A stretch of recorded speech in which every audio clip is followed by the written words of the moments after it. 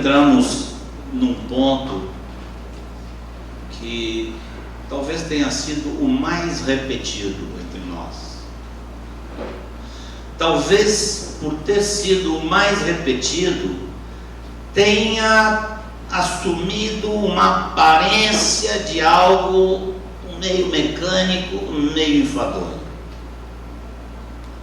Talvez por isso, com o tempo, já não foi tão repetido como fazíamos no início. Mas se nós entendemos que Jesus é o nosso modelo como obreiro, eu gosto de lembrar aqui das palavras do Ivan. O Ivan dizia: o Jesus glorioso, sentado nos céus, Senhor dos céus e da terra, esse Jesus a igreja recebe muito facilmente. Mas o Jesus, aquele Jesus obreiro, aquele homem limitado no espaço, limitado no tempo, sujando os pés dele, andando por aí, por tudo quanto é lado, e aquele homem, ele não é nem conhecido pela igreja, dizia Ivan. E vou dizer assim: nós temos que pegar espanador e tirar 2000 anos de pó de cima da figura de Jesus para poder receber o modelo que Deus tem para nós de obra. Não temos dúvida, há muita referência que fala de Jesus fazendo discípulos, e fala dos seus discípulos para cá, de seus discípulos para lá, depois fala ele dizendo e de fazer discípulos também. Vamos começar aqui. Dentro desse ponto eu tenho 1, 2, 3, 4 tópicos dentro desse ponto. E o primeiro deles seria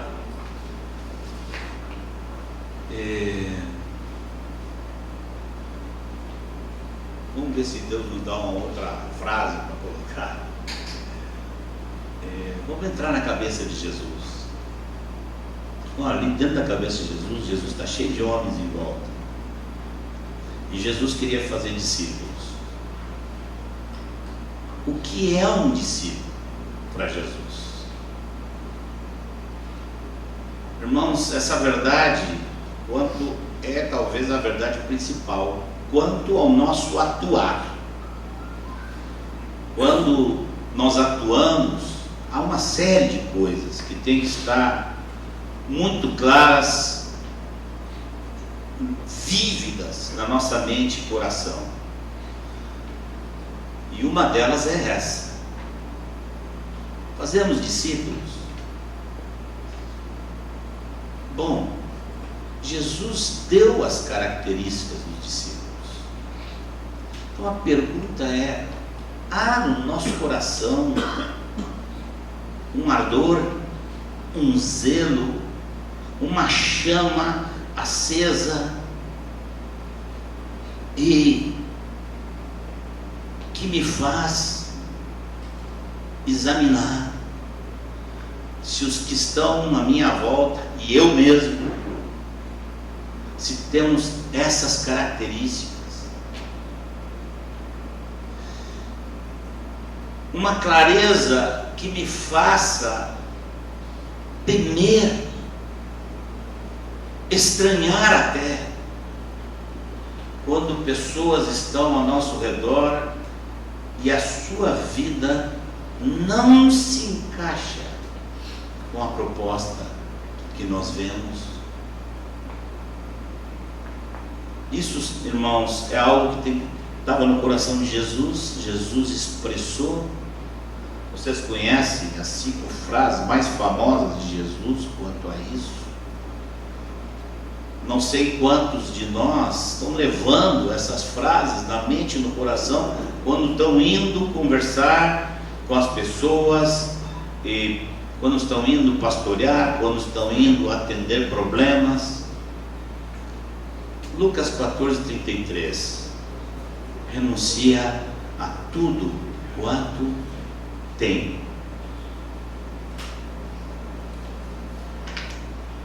renuncia a tudo quanto tem.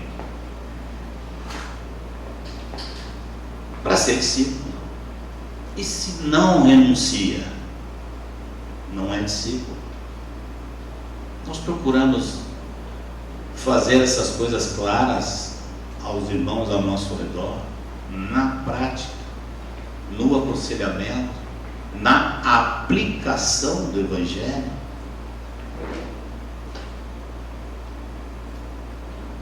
Existe forma que possa ser diferente? Posso eu propor uma forma que não seja esta? Um parâmetro que não seja o que Jesus colocou? Vou dizer para vocês uma das coisas que me enche assim de temor pela igreja.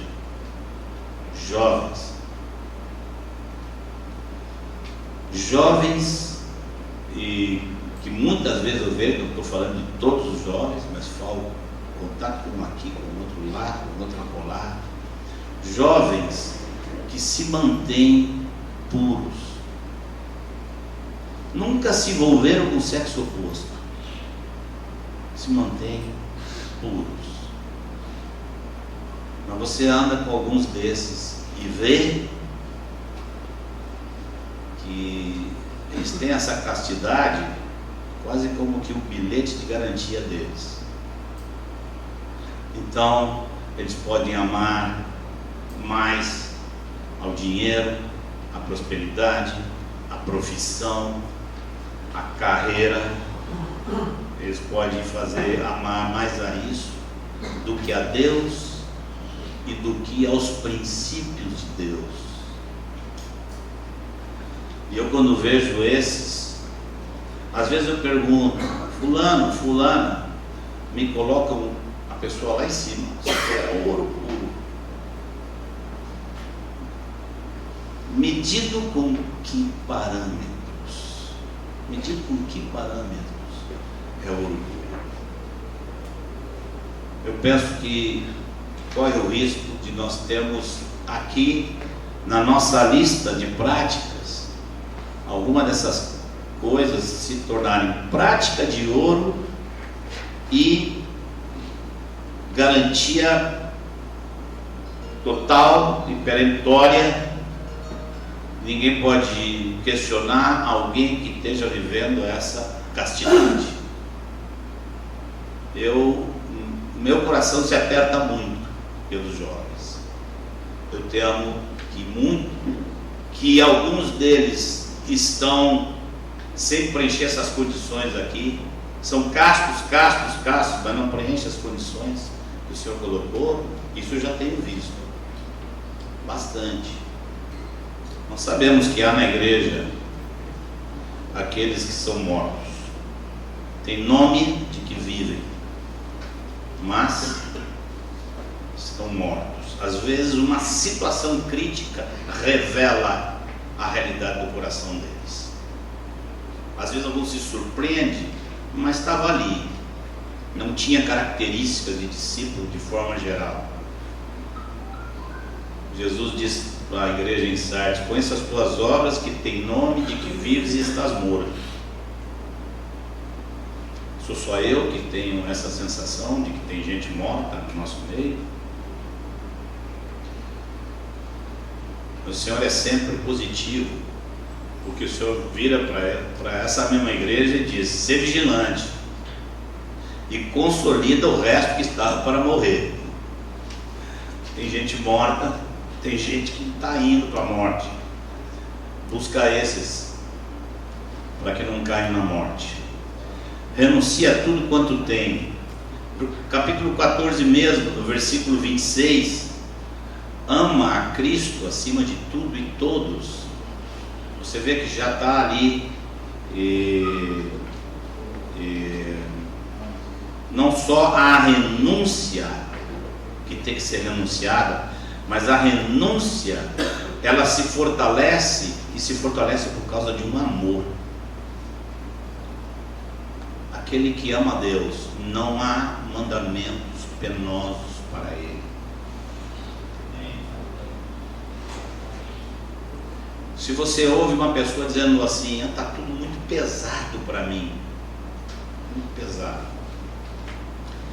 Às vezes nós temos que reconhecer que o ministério de ajuda àquela pessoa não está cooperando da melhor maneira, não está trazendo o que nós vamos ver no outro ponto, não está trazendo a palavra de Deus, está trazendo uma mistura, às vezes confundimos. Mas se uma pessoa está considerando os mandamentos de Deus penosos, é impossível que esse coração esteja amando a Deus. É impossível. João disse: seus mandamentos não são penosos.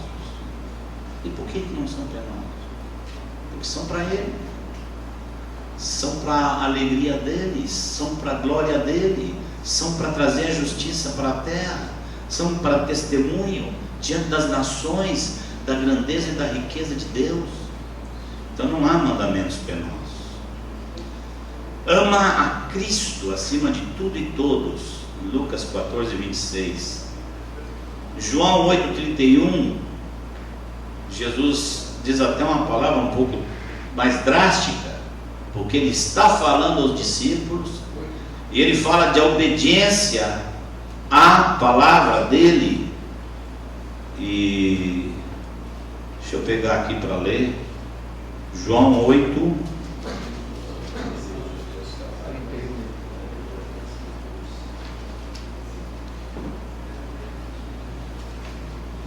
João 8, 31. Disse, pois, Jesus aos judeus que haviam crido nele. Já haviam crido. A rigor, creu. É discípulo, né? Alguns de nós não tratamos assim. Creu, discípulo, creu, batizou. Se vós permanecerdes na minha palavra, sois verdadeiramente meus discípulos. Se vós permanecerdes na minha palavra, sois verdadeiramente meus discípulos. Essa palavra aqui ela é fundamental na edificação das vidas. Os irmãos têm que saber que você pode ser discípulo e não ser verdadeiramente discípulo. O que Jesus está dizendo aqui? Os judeus já haviam crido nele. Bom, agora que vocês são, agora vocês têm que ser verdadeiramente. Como? Permanecendo na minha palavra. João 13, 34 a 35. Aí Jesus vai ao máximo. Jesus vai ao máximo e diz: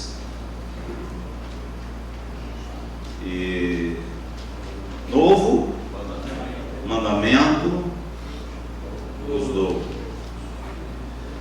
que vos ameis uns aos outros assim como eu vos amei.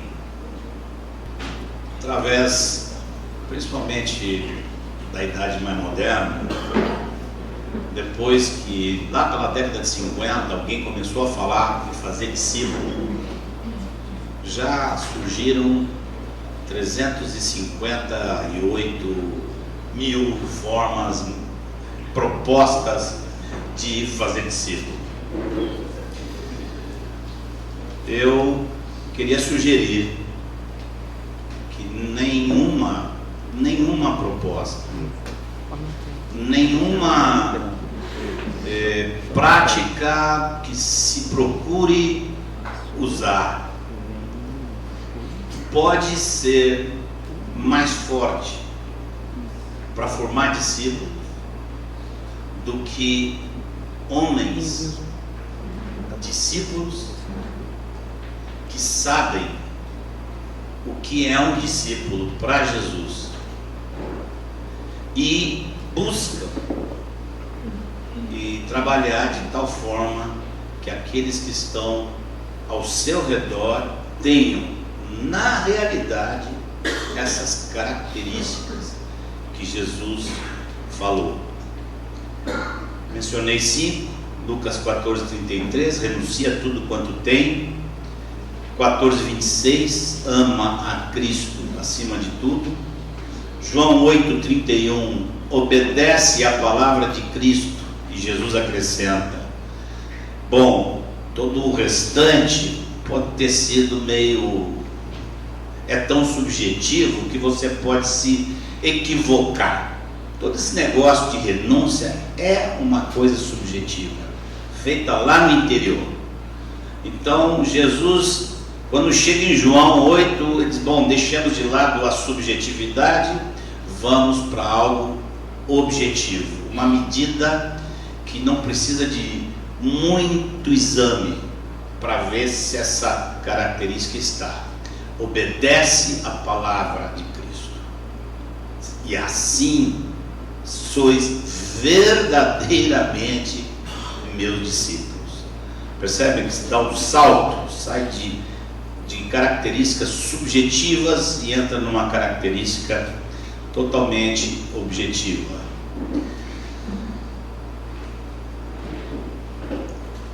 Aí se obedece à palavra de Cristo, tem um novo mandamento, que ele também colocou como característica. Só que ele diz assim: aí já não é só nós que sabemos. Se vós permaneceres nas minhas palavras, sois verdadeiramente meus discípulos. Quem reconhece isso? Jesus e o Pai. Mas agora eles querem que o mundo veja isso. Aí bota um ingrediente mais. É o que está lá em João 13, né? João 13:34 e o 35. O 35 diz: nisto conhecerão todos. Não vai ser só nós que vamos saber que você é discípulo. Nisto conhecerão todos que sois meus discípulos, se tiverdes amor uns aos outros. Agora, nessa fase,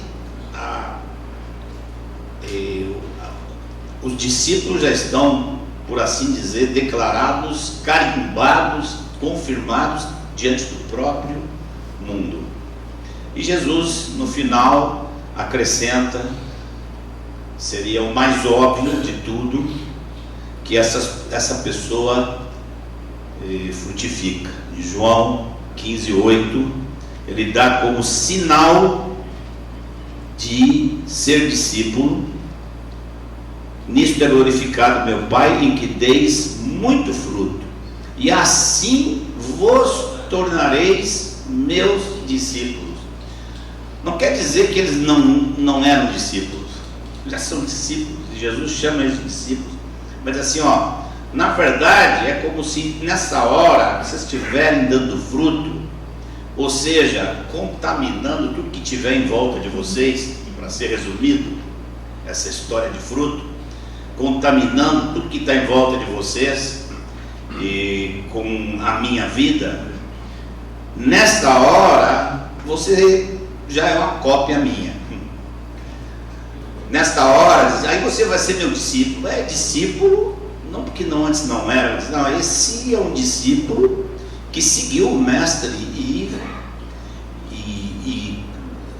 completa na sua própria vida aquilo que é a vida do mestre, e a sua vida passa a ser uma extensão da vida do mestre. Vamos adiante. Nesse ponto aqui, que é o primeiro do segundo ponto, sobre as características, o que era um discípulo para Jesus. O que era um discípulo para Jesus?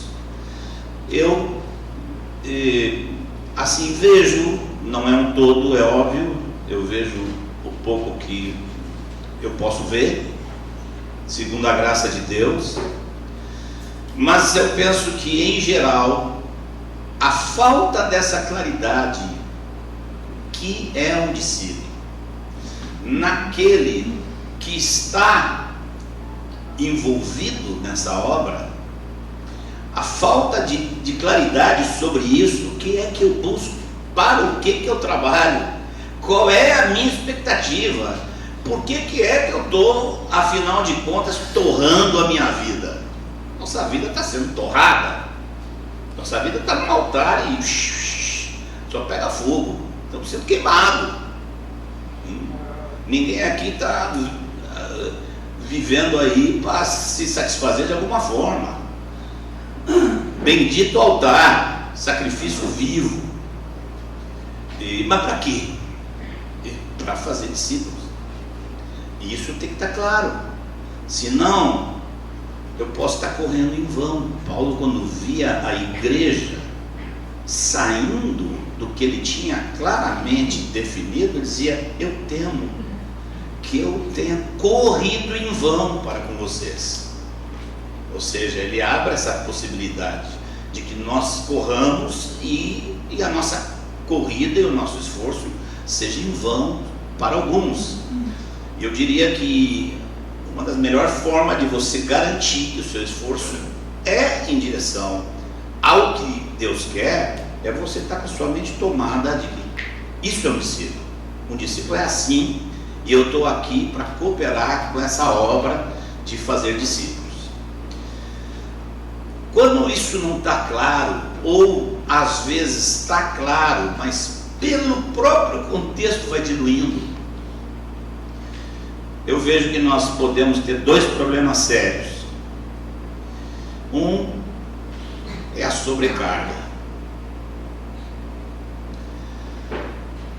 Nós necessitamos discernir os sinais de conversão numa vida. Líderes, todos aqueles que estão envolvidos, querendo cooperar, não basta ter um entendimento intelectual dessas 5 itens. Nós temos que exercitar diariamente o discernimento, o juízo, para ver se essa pessoa nasceu de novo, é uma pessoa que foi transformada pela vida do Senhor, se manifesta, pelo menos algumas dessas características aqui começam a se manifestar. Horrível coisa é tentar apacentar pessoas que não têm temor.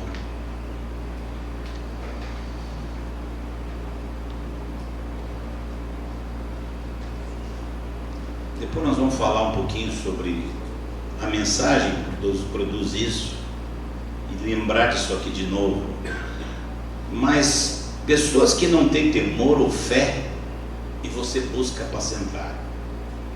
Não tem temor, ou não tem fé, ou não tem sujeição, ou não tem nenhuma das 3. E lá vai nós, para cima e para baixo, puxa para cá, estica ali, espicha a agenda, mete na agenda, e não estamos discernindo, muitas vezes, e estamos apacentando aqueles que não são ovelhas. Estes roubam o nosso tempo, a nossa energia. Com o tempo se cria situações assim.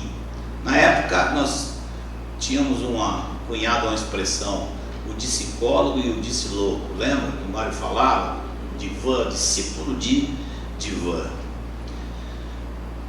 Meditando sobre esse problema essa semana, eu cheguei a pensar assim: nós, com esse estilo de pega e vai e volta e senta e conversa e ora e não deu e puxa de novo, acabamos nos tornando mais necessários a essas pessoas do que a própria fé, do que a palavra e o Espírito. Essas pessoas não aprendem a viver pela fé, rendidos, sendo guiados pelo Espírito, e elas tentam se ancorar em nós, e nós temos que devolvê-las para a fé, desafiá-las a ir para a fé, porque há pessoas que se grudam, e você sabe, às vezes passa anos antes de que ele literalmente vire o coxo e ainda sai falando mal de você. Vocês conhecem essa experiência.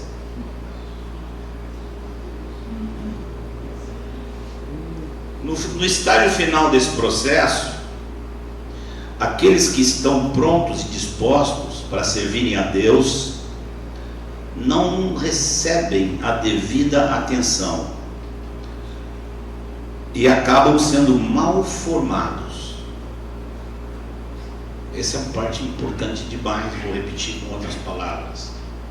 Se nós não nos dedicamos prioritariamente e intensamente a esses que mais têm essas características, bom, não está precisando, ele está bem, nos tornamos socorristas,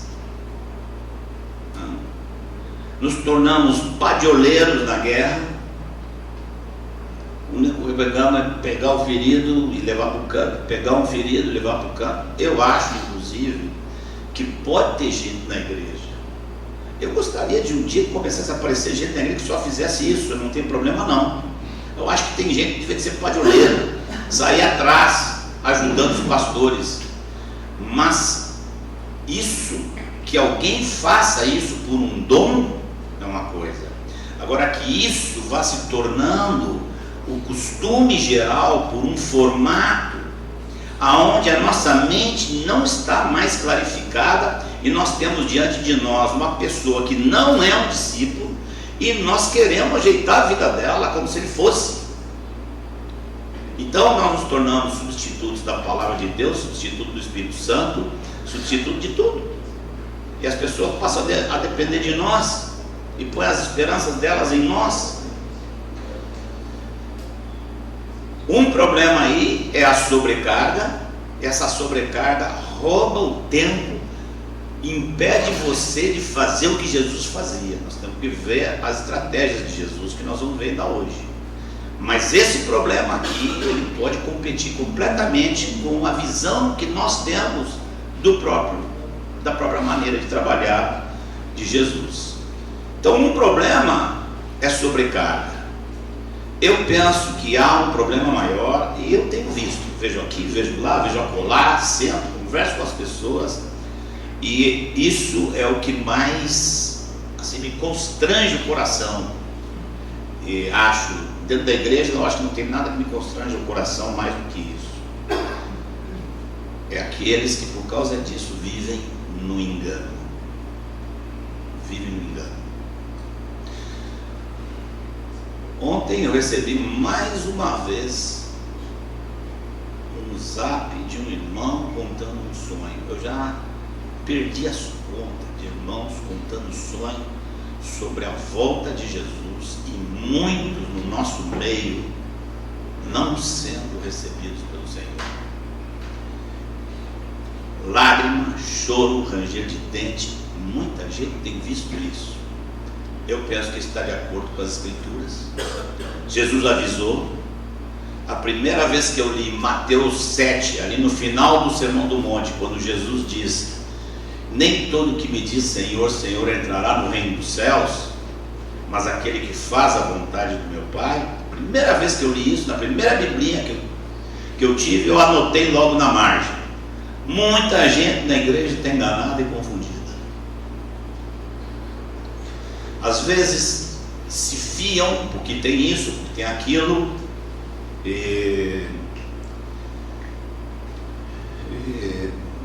como eu disse antes, um jovem que se manteve casto, mas você não vê o brilho de Cristo, você não vê que ele está clamando por servir a Cristo. Você olha assim e diz: quem é ele? Quem é ele?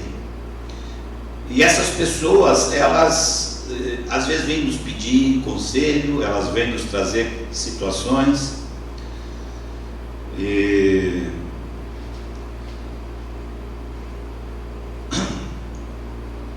escrevi aqui: nesse processo há muita gente não salva transitando dentro da igreja. Qual é a taxa? Eu não tenho a mínima ideia, mas o que me constrange é a facilidade dessa pessoa transitar. A pergunta é: quem é que avisa essa gente? Quem é que põe um sinal de alerta para essa pessoa? Irmãos, hoje de manhã eu cheguei a pensar em deixar de lado todas essas folhas aqui que eu estou falando com vocês.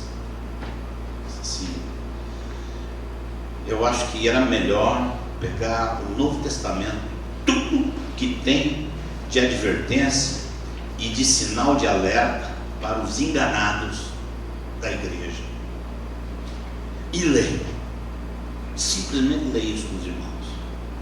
Eu não fiz essa mudança porque eu não tinha tempo, já estava para sair para cá, não tinha tempo de sentar fazer uma coleção de texto, mas eu digo para vocês, está aí um estudo interessantíssimo. Tudo que a Bíblia diz, Jesus e os apóstolos estavam abarrotados de textos desse tipo, de avisos desse tipo. Jesus prega aquele sermão que é conhecido hoje como assim, em termos de ética, não há na história humana algo que se compare com o Sermão do Monte. Inclusive não cristãos reconhecem isso. A ética do Sermão do Monte é a coisa mais sublime, mais alta que já apareceu na moralidade humana. Mas como encerra Jesus o sermão dele? Avisando contra os falsos profetas e avisando contra o engano e dizendo como fugir do engano. Leia lá Mateus 7. Então ele começa a falar dos falsos profetas, depois ele avisa: muitos naquele dia me dirão, Senhor, Senhor, em teu nome. E aí começam a contar fatos, e o Senhor termina dizendo: apartai-vos de mim. E depois Jesus dá a dica final: quem ouve essas minhas palavras e as pratica. E aí compara com um homem que construiu sua casa sobre a rocha. E está dizendo o outro: olha, se você ouve minhas palavras e não as pratica, sua casa não vai ficar de pé. Ou seja, já no começo, no primeiro grande sermão dele. E quanto mais nós temos na Escritura de avisos, de chamado de atenção, de coisas que às vezes parece que assim, chega um ponto que parece que alguém no nosso meio seria estranhado se fizesse as coisas como Jesus fez. Por exemplo, nós não vamos fazer essa leitura. Lucas 9.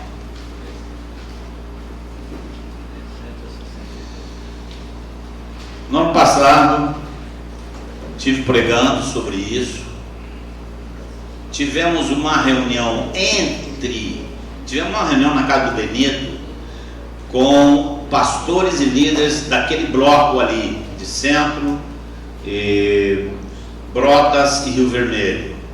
Foi uma reunião extremamente animadora e ao mesmo tempo assustadora. Todos ali disseram: estou cheio de situação lá onde não está havendo aplicação do Evangelho. O que eu tinha falado 2 semanas antes? Capítulo 9 de Lucas,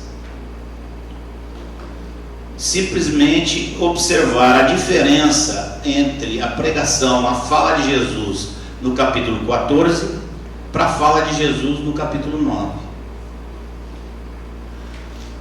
Vamos ler do 14. Lucas 14,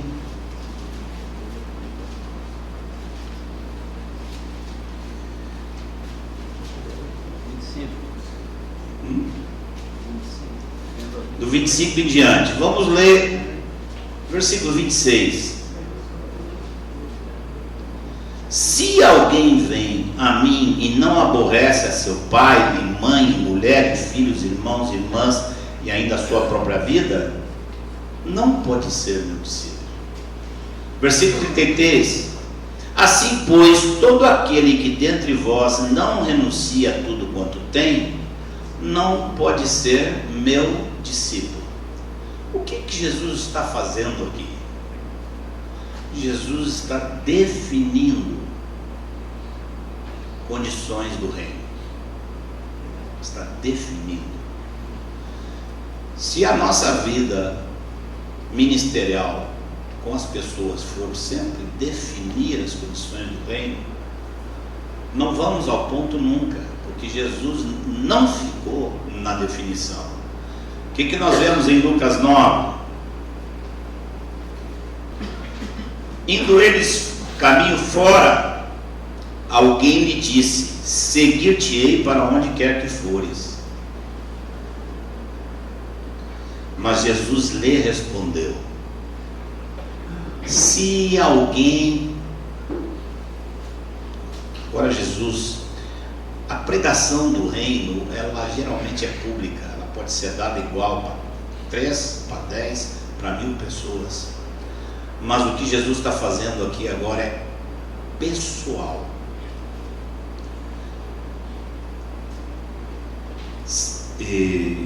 As raposas têm seus covis e as aves do céu ninhos, mas o Filho do Homem não tem onde reclinar a cabeça. O que Jesus mostrou aqui? Jesus não mostrou entusiasmo com a decisão do homem. Jesus deu um aviso: ó, a coisa é forte, vai querer encarar mesmo? A outro disse Jesus: segue-me. Ele, porém, respondeu: permite-me ir primeiro sepultar meu pai. Mas Jesus insistiu: deixa aos mortos sepultar os seus próprios mortos. Tu, porém, vai e prega o reino de Deus.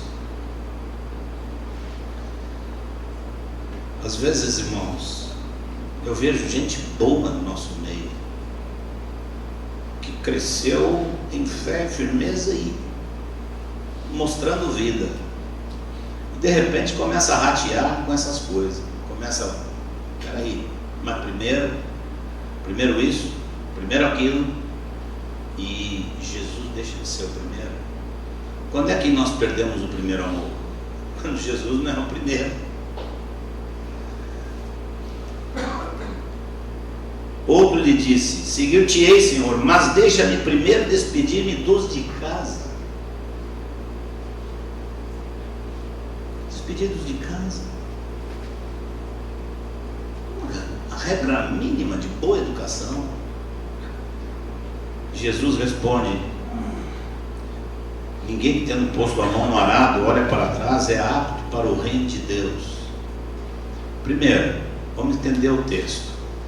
É óbvio que Jesus não ia ter problema nenhum que esse homem aqui fosse se despedido de casa. Provavelmente, se ele dissesse assim: Senhor, estou contigo, Jesus, vem. 5 minutos depois, esse homem perguntava: Jesus, eu vou andar por aí, deixa eu ir lá dar um beijo no meu pai e na minha mãe, deixa eu dar um tchau para o pessoal. Jesus, que eu não entendo, Jesus diria: vá lá, passe a noite lá, tome um bom café da manhã, porque você não sabe mais quando é que vai ter um café da manhã bom. Então, faça uma despedida.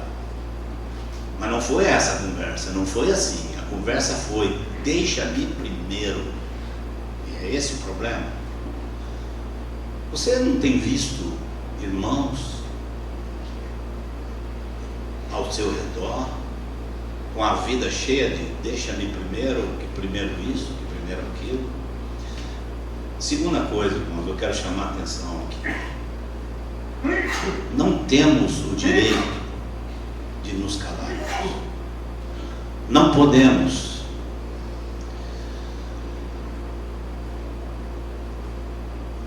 Anote aí, porque nós não vamos ler tudo. Passagens que você já conhece. Eu citei antes Mateus 7, 21 a 27. Temos também Mateus 10, 37 a 39. Mateus 16, 24.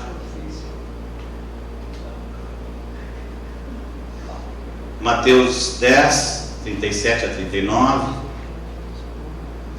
Eu certamente vou pegar esse esboço e mandar para vocês depois, tá? Posso fazer isso hoje, se alguém me lembrar. Então nem vou citar o resto aqui.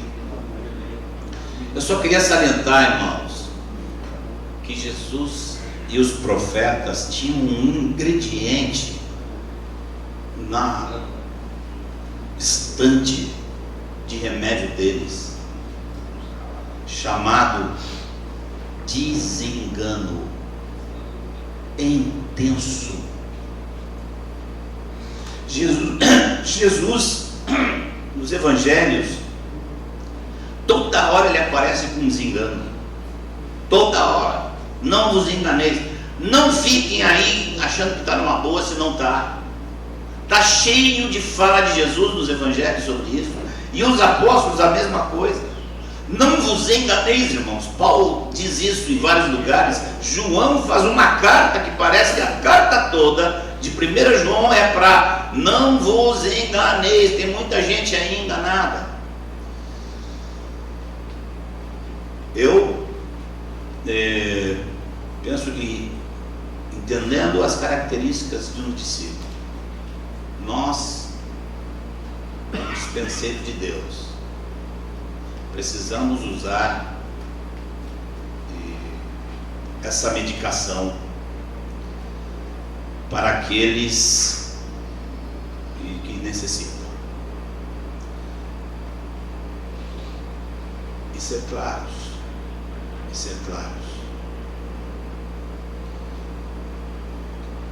Vai haver muita gente enganada no dia do Senhor, muita gente surpresa, é o que a Bíblia profetiza, uma grande multidão de gente surpresa. Cabe a nós, como servos do Senhor, fazer como Jesus fez. Conversar, obviamente, em amor, com paciência, com cuidado, mas advertir os que se enganam.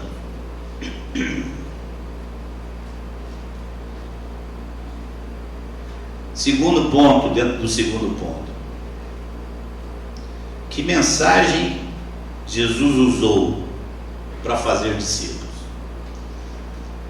No primeiro aspecto de Jesus como modelo de obra, nós vimos o que era um discípulo para Jesus.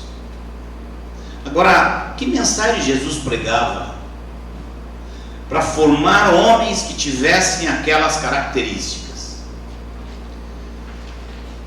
Nós sabemos, temos falado através dos anos sobre o Evangelho do Reino, e nós precisamos enfocar sempre de novo a palavra do Senhor.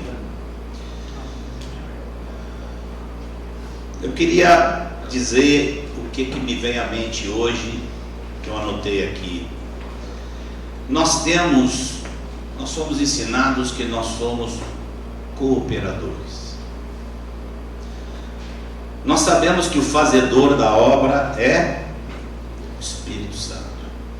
É Ele que faz. Agora, se nós não entendemos qual é a obra que Ele faz e como é que Ele faz, corremos o risco de não cooperar bem. Se nós sabemos por aonde Ele vai, nós podemos cooperar. E Jesus disse que Ele vai mais ou menos nesse caminho. Convencerá o mundo do pecado, da justiça e do juízo. Talvez no nosso entusiasmo em haver entendido com clareza o que é afinal esse tal de pecado, que esse pecado não é um pecado, mas é o pecado. Talvez nós tenhamos muitas vezes na nossa pregação posto 99% do foco nesse primeiro problema. Mas eu diria assim: as pessoas precisam enxergar sua rebelião. Quando o Espírito Santo convence do pecado, a pessoa enxerga a sua rebelião, enxerga a formosura da humilhação de Jesus, se vê confrontada, se envergonha e quer mudar isso aí, e isso aí é o arrependimento. Mas se seguirmos a trajetória do Espírito Santo, diz aqui também que as pessoas precisam temer a consequência de sua rebelião. O Espírito Santo convencerá o mundo do pecado, da justiça e do juízo.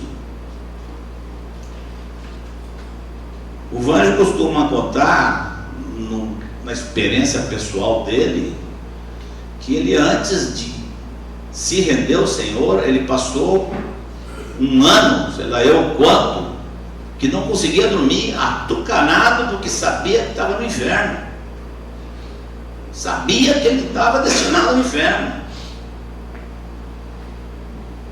E criado numa família crente, uma família de irmãos e evangélicos, criado na igreja. Mas de repente o Espírito Santo lhe convenceu do pecado, da justiça e do juízo, e esse homem ficou um ano apavorado. Só recebeu paz quando o Senhor lhe trouxe clareza da obra de Cristo, por ele e nele. Talvez seria interessante em algum momento até a gente parar para ouvir essa história, porque meu receio é que tem muito no nosso meio que não tenha passado sequer um dia de boca aberta, assustado. Eu passei meus últimos 3 anos antes de me converter com um evangelho fofinho. Mário sempre lembra, quando fala desse texto, o Mário fala que o sentido ali é de emprestar a sua força. Você muitas vezes, quando chega em casa, você não observa que a sua esposa está precisando que você empreste sua força para ela? Não tá, a sua esposa é uma discípula. Sua esposa é uma alegria para você porque ela tem essas características de um discípulo. Sua esposa não é uma pessoa que vive na prática do pecado. Os que vivem na prática do pecado não são os fracos que está falando aqui. Os que vivem na prática do pecado necessitam ouvir que eles não são filhos de Deus. É isso que a Escritura tem para dizer para eles.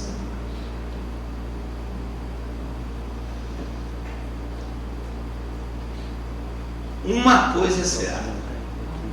Uma coisa é certa.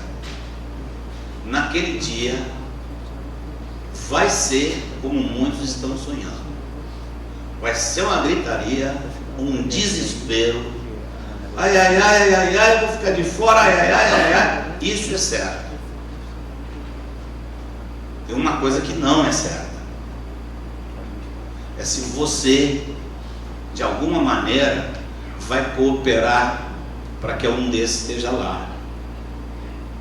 Isso não é certo. Isso nós podemos decidir hoje. Se nós vamos ter um tipo de ministério que coopera com esse tipo de gente, com esse tipo de coisa. Você quer ver um assunto que eu considero que nós, no passado, nós tínhamos clareza? Eu me lembro quando eu andava por aí afora, pregava: irmãos, vocês estão aqui sem um muro, vocês precisam botar um muro, o muro deixar claro quem está dentro e quem está fora. Vocês têm que colocar um muro, porque quando você não tem um muro, tem a zona da penumbra. Então tem os que estão nas trevas, os que estão na luz, e os que estão na zona da penumbra, então aí transitando e ninguém sabe quem é. E essa gente adoece a igreja toda.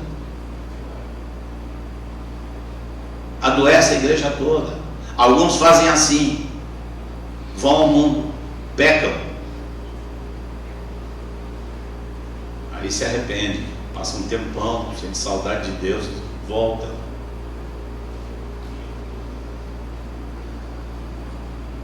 Há uma confusão aqui eu penso em querer aplicar a parábola do filho pródigo numa situação dessas.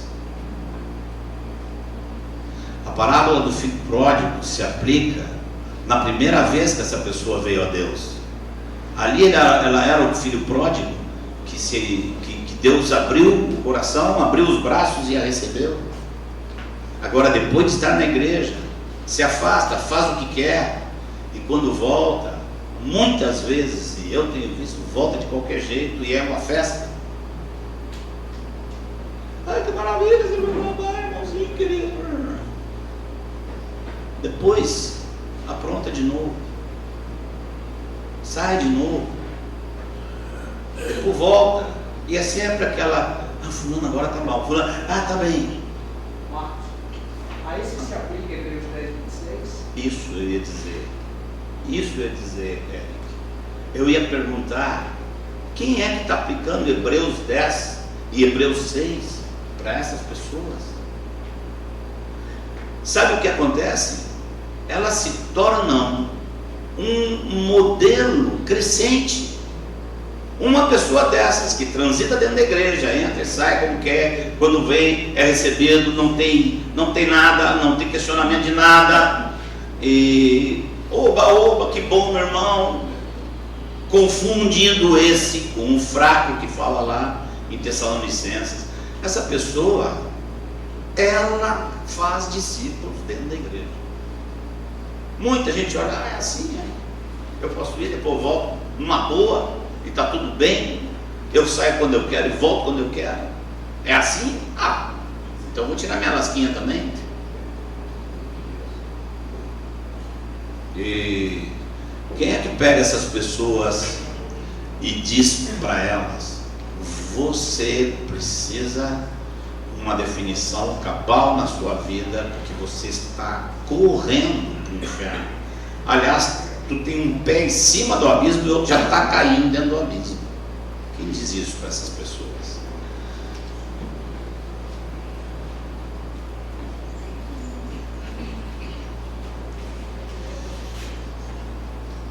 Eu temo que nós às vezes sejamos brandos quando é para ser forte, e forte quando é para ser brando. Coisa que não é da palavra de Deus, que é, por exemplo, uma determinada prática nossa. Botar uma exigência, dar um comando, e a pessoa se sente pressionada, e com algo que não é da palavra de Deus, e botando em posições que a Bíblia não nos dá autoridade para isso. Eu já ouvi cada coisa: discipulador com problema, com um discípulo que pintou a casa toda de uma cor que ele não gostava. Uau! Comprou um carro errado, não comprou a marca certa. E aí podemos correr o risco de botar peso sobre pessoas. Há uma parábola séria sobre isso.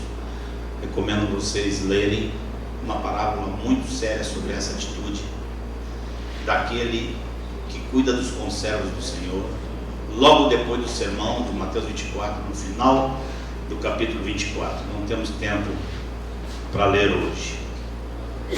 No mesmo texto de 1 Tessalonicenses, terminando ainda o segundo ponto, no mesmo texto de Tessalonicenses, Paulo diz: advertindo os insubmissos. Como é que se adverte? A coisa mais fácil do mundo, irmãos, é advertir. Não tem coisa mais fácil do que advertir. Consolar também, que é a mesma facilidade. Advertir é tão fácil como... Pega lá, tem 448 advertências, 448 mil advertências dentro da Bíblia. Pega qualquer uma delas e mostra para o irmão. Fala, adverte. Primeira pergunta que nós fizemos era: o que é um discípulo para Jesus? Segunda pergunta foi: qual é a mensagem que Jesus pregou? E nós vimos que Jesus não apenas pregou, mas aplicou. Terceira pergunta: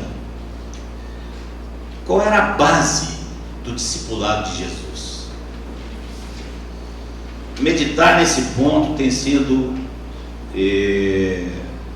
assim, uma das coisas bastante que me tem trazido muita alegria desde o ano passado. Queria que os irmãos abrissem João capítulo 17.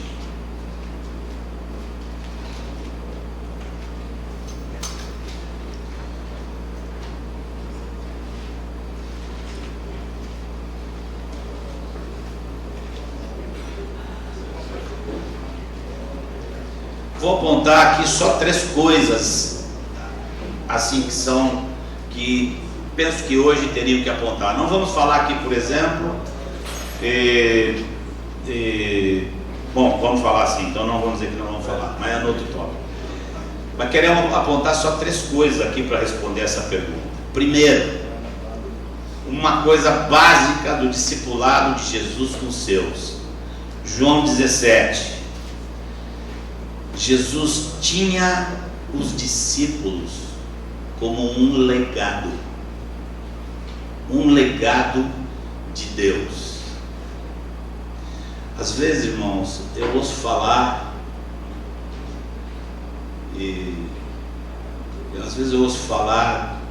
ouço discípulos fazendo queixa da forma como são tratados pela pessoa que nos está cuidando. Às vezes a gente nem sabe se a pessoa tem total razão, mas entristece. Deveria nos entristecer e ser objetivo de correção nossa. O Mário já vem há anos procurando bater nessa tecla. Tá? Eu penso, vamos tomar isso como coisa assim. Se vemos corrigindo na hora. Discípulos não são os brasões que você bota no ombro para chegar numa posição dentro da igreja.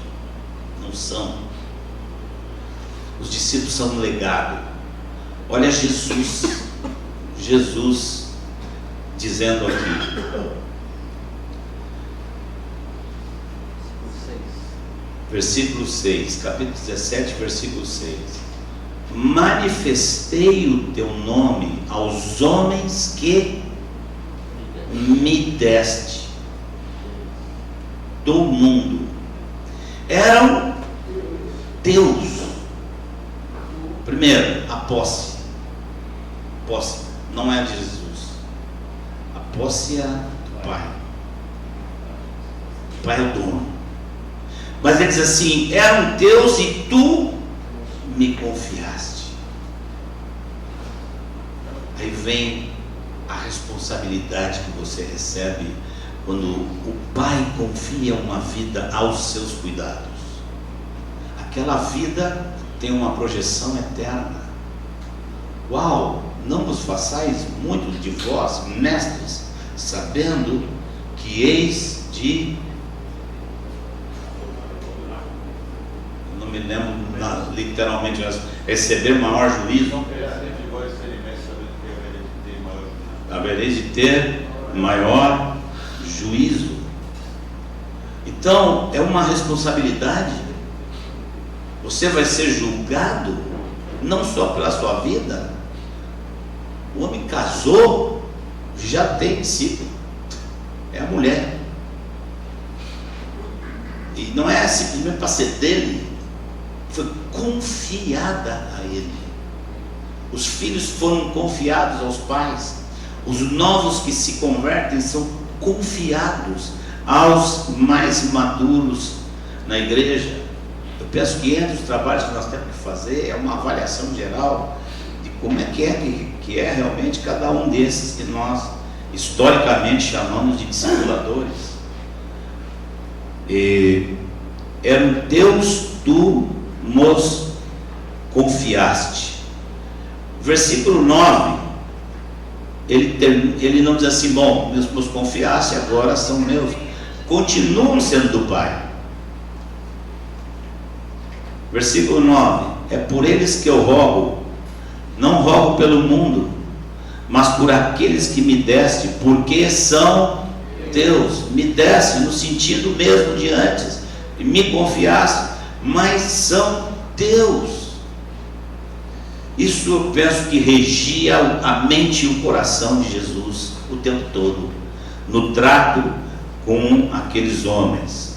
O reflexo disso, você vê no versículo 12: quando eu estava com eles, guardava-os em teu nome.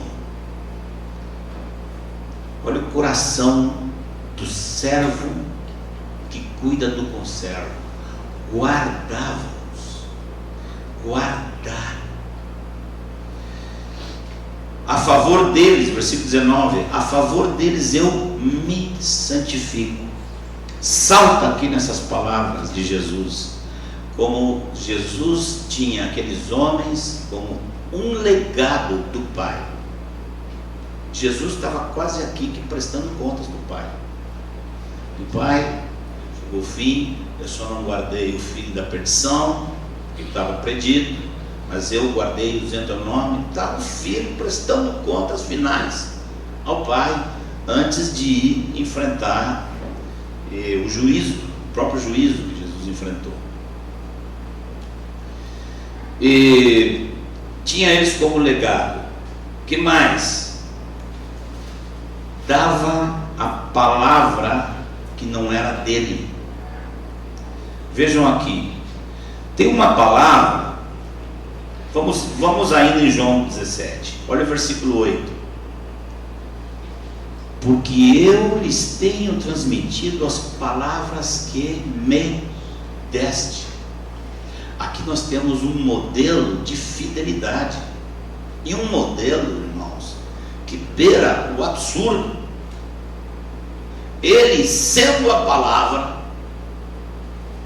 era o verbo, era a palavra, ele se faz carne, e ele, sendo a palavra, ele não dá a palavra dele, ele dá a palavra de outro, ele dá a palavra do Pai.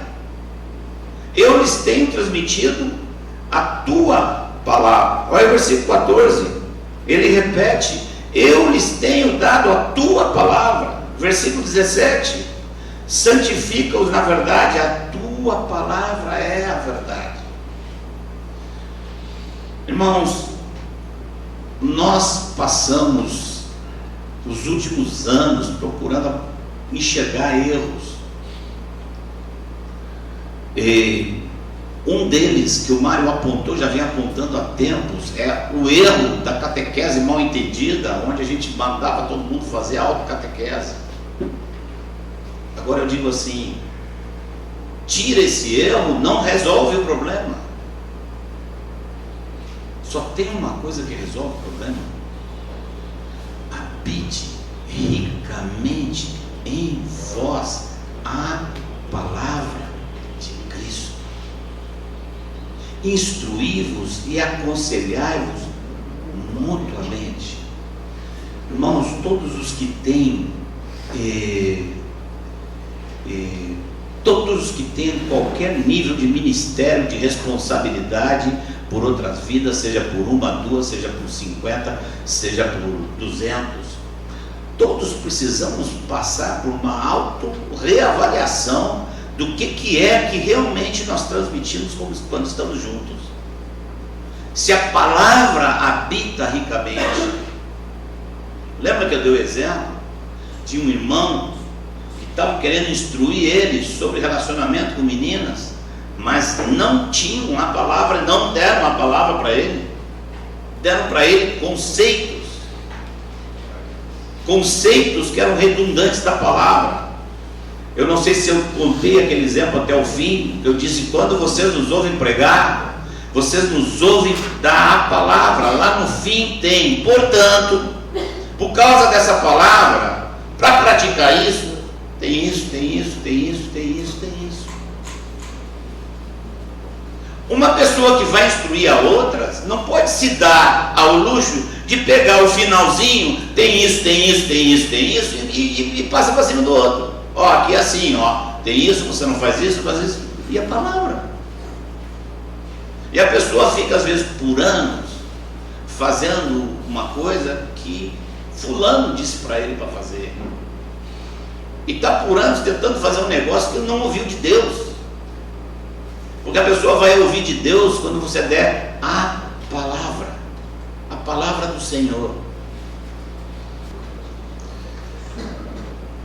Todo acréscimo ou diminuição produz dano. Se damos o que não está escrito, produzimos dano.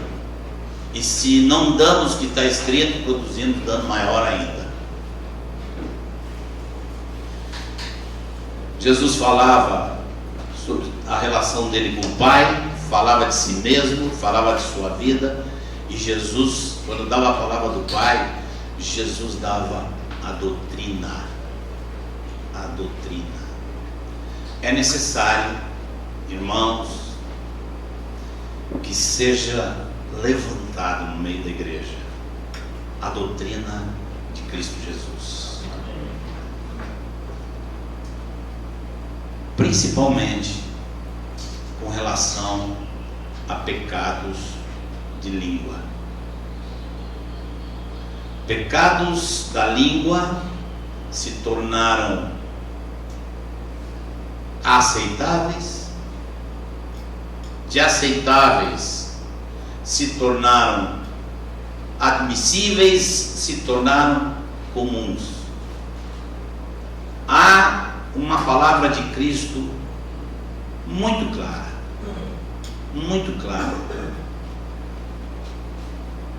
sobre o que fazer quando você tem problema com o irmão.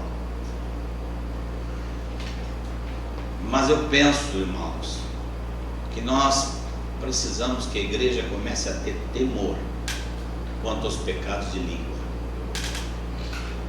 No ano passado,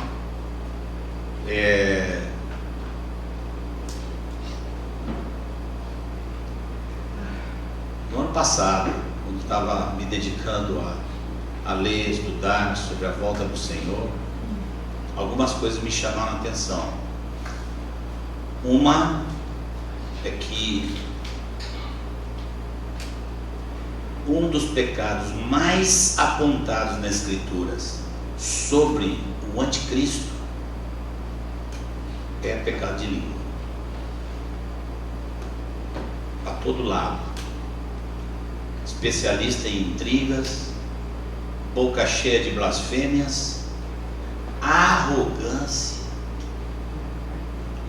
Lá no anticristo.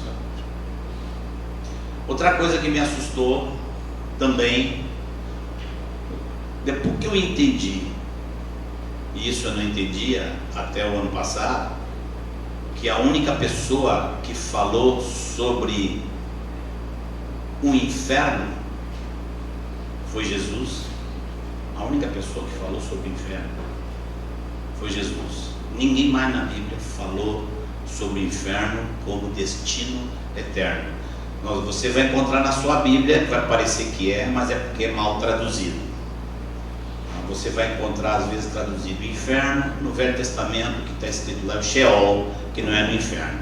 Outras vezes no Novo Testamento é a palavra Hades, que também não é o inferno, e às vezes é traduzido como inferno. O inferno, na verdade, é uma expressão da nossa língua que traduz o que Jesus quis comunicar quando ele falou da condenação eterna. E Jesus falou do Geena. Foi o único que falou sobre isso. Interessante, Deus deixou essa coisa terrível para ser falada apenas pelo Filho do seu amor. A coisa é tão terrível que Deus determinou, Jesus vai falar disso, ninguém mais vai falar disso. Jesus usou a expressão Geena, que era um lugar ao sul de Jerusalém, no Vale do Inom, aonde todo lixo de Jerusalém, e todo lixo caseiro e todo lixo de rua e todos os animais, carcaça de animais mortos, todos eram jogados ali. Aquilo ali vivia em constantes chamas, jogavam lá combustível, aquilo queimava e vinha mais lixo, e aquilo ali era fogo permanente. Jesus foi quem usou esse lugar como figura do destino eterno, falando do Geena. Mas, voltando ao tema do pecado da língua, um apóstolo usou a expressão Geena. Um apóstolo, uma única vez, usou a expressão Geena, mas não estava se referindo ao destino eterno. Estava se referindo à origem dos pecados da língua. Quando fala da língua, Tiago fala de um órgão tão pequeno, que é como o leme de um navio, que pode guiar, um pequeno leme guia um navio tão grande, e depois diz que a língua pode pôr em chamas uma existência, e ela mesma é posta em chamas pelo Geena. Uau! Se a doutrina do Senhor, tudo que tem na doutrina do Senhor sobre o uso da língua crescer dentro da igreja, 99% das nossas dificuldades e problemas vão embora.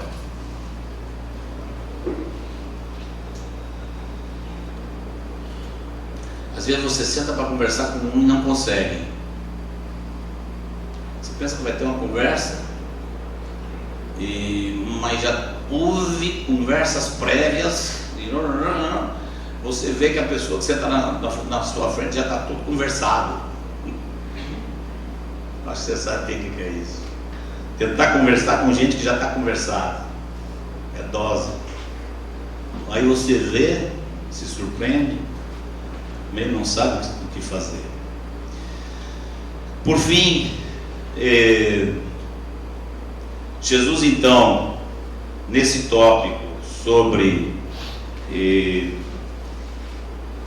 a base do discipulado dele, ele tinha como legado do Pai, tinha os discípulos como legado do Pai, ele se dedicou a dar a palavra do Pai, e por fim, não menos importante, Jesus conduziu sempre, você vê os esforços de Jesus procurando conduzir os discípulos à relação com o Espírito Santo. Ele conduziu os discípulos porque ele sabia que ele ia embora e havia outro para tomar o lugar dele. Então ele tratou de conduzir os discípulos. Jesus falou para os discípulos sobre o Consolador, foi deixando cada vez mais claro que ele ia substituí-lo.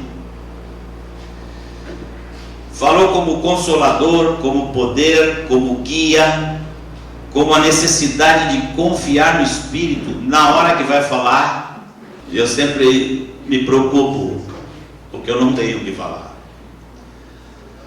Mas foi claro, uma das promessas de Jesus: não se preocupe. Na pior situação, você está diante de reis, não se preocupe, o Espírito Santo vai falar através de vocês. Jesus preparou os discípulos para esse tipo de experiência. Jesus antecipou, Jesus prometeu que ia enviar, Jesus mandou esperar. Aqui tem uma nota: hoje ninguém tem que esperar, porque Jesus manda esperar porque ele ainda não havia sido glorificado, e o Espírito Santo só poderia vir sobre a igreja depois que fosse depois que Jesus fosse glorificado. Então ele manda uma espera, que é uma espera que não é mais necessária, mas o fato deles não fazerem nada antes que recebessem a promessa indica de forma muito forte que não podemos esperar nada de ninguém sem isso. Indica isso muito, muito forte. Então, repetindo, Jesus os tinha como um legado, Jesus deu a eles a palavra e Jesus os conduziu ao Espírito Santo.